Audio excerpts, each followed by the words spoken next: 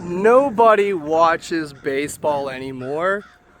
I mean, yeah, people watch baseball, but it doesn't have that big of a significant cultural impact in our American society as, say, football and hockey do. However, minor and Major League Baseball has taken an upswing, no pun intended, to be back in the limelight of the sports world.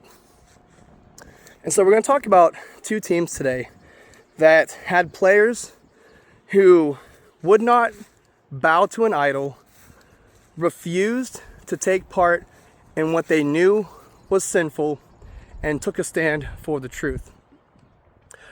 First, we're going to talk about the San Francisco Giants. So on June 12th, there was a game that 4 players decided to take a silent protest and speak out about not condoning pride. And those players were pitchers Landon Roop, JT Brubaker, Ryan Walker, and one of their relievers, Sam Hedges. So Landon, JT, and Ryan, on their baseball caps, they wrote Genesis 9:12 through 16, while Sam Hedges actually refused to wear the rainbow-themed cap and opted to wear his standard baseball cap. So, first off, these 4 men, but first 3 men, remind me of Shadrach, Meshach, and Abednego in the book of Daniel. King Nebuchadnezzar, who thought he was God, erects a golden statue in his image and commands everyone to bow down to it.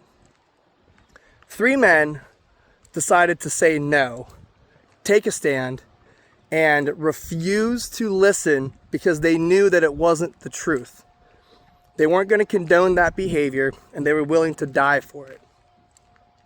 And so you have these 3 pitchers who write Genesis 9:12 through 16 on their hats, while one refuses to wear it all together. When I look at scripture, those 3 men represented Shadrach, Meshach, Abednego. They represented the will of God being worked in through man to refuse to bow to an idol that did not worship God.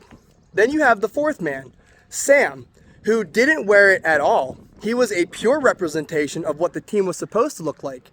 In scripture, those 3 men get thrown into a fire. And when King Nebuchadnezzar looks into the fire, there's a 4th man, Jesus, or as scripture says, a son of the gods, walking with them.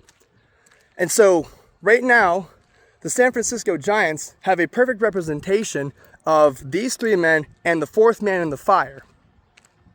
And then you have a minor league team, the Pennsylvania York Revolution, last night decided to forfeit, which means cancel, playing their game because more than 19 of their players of their 28-man roster refused to wear the jerseys that had rainbow patterned sleeves. So that left the team with fewer than 9 players that could field the entire lineup on the field. And so they canceled their game. What they ended up doing was donating $10,000 to the Rainbow Rose Center in lieu of them not playing the game. And so we go look at scripture. In the book of Genesis, that scripture specifically, 9:12 through 16, that was written on the hats of the players, is God's promise. The rainbow was a promise that God made for Noah, signifying that he would never destroy the earth in water again. He would never flood the earth and create such destruction that all life was vanished. Now, scripture does tell us that eventually God's going to destroy the earth in fire, but he promised it to Noah that he would never destroy the earth in water again. Now, when we look at a rainbow, the way we draw it on a piece of paper, the way we see it on land, has a curve to it. Much like a bow and arrow, a rainbow is a curve back up to God.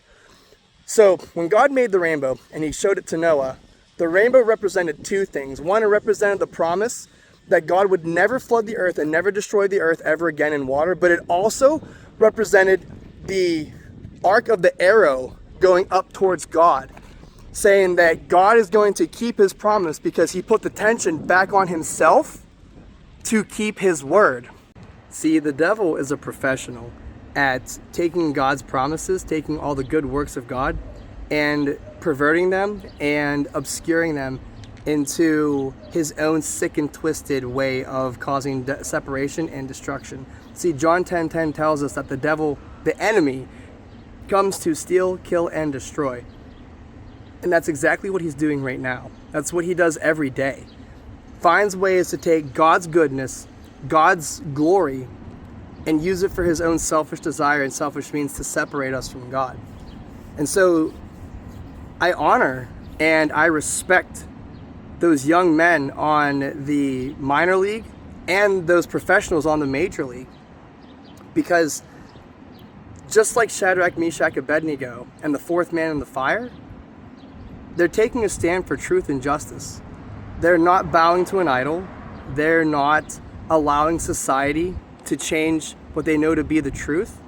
And one day when they meet God, he's going to recognize them for that, for standing for truth, for standing for justice, for taking an act of courage and saying no when the rest of the world wants them to bow.